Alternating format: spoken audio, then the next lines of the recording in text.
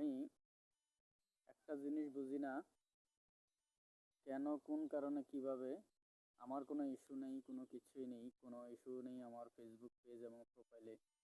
এখনও আমি content monetization সেটআপগুলো পাই নাই, কিন্তু ব্যাংক সেটআপ দিয়ে দিছে।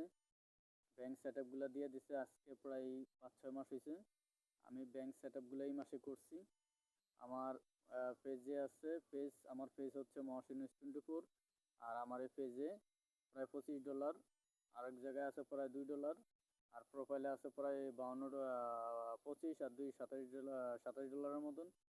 তো আমি এখনো বুঝি না, ব্যাংক সেটআপ দিয়ে দিছে কিন্তু এখনো আপনার এই আমাদের কন্টেন্ট মনিটাইজেশন সেটআপ দেয় নাই।